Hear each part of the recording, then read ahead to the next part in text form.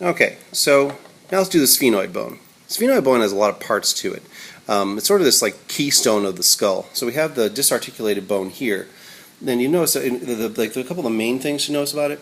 There are these small, what are called lesser wings, and then on the side the greater wings. And then at the very bottom, these two big hangers-on that are called the pterygoid processes that are there, like you can see kind of in the back of the palate.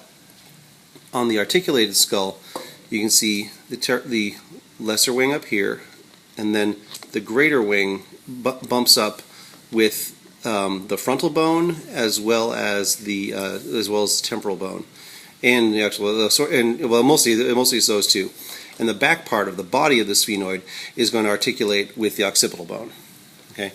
Now, a couple features that are important to know about it is, first of all, this little notch here. What do we call this notch?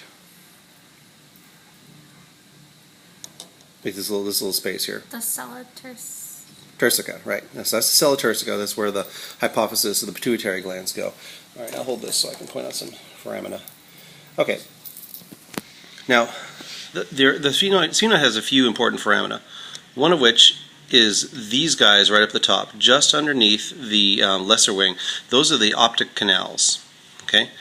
Then the next big structure you can see is like this big slash-shaped structure that's called the that's the superior orbital fissure.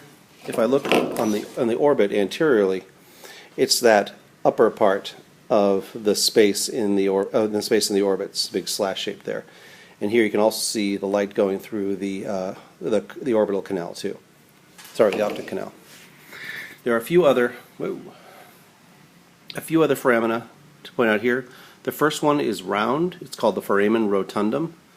The next one is oval. It's the foramen ovale. So those ones are easy because they're named for like what they look like. And then the last one is called the foramen spinosum. It's, if you want to think, it's like vaguely closer to the spinous process of the temporal bone, like that works.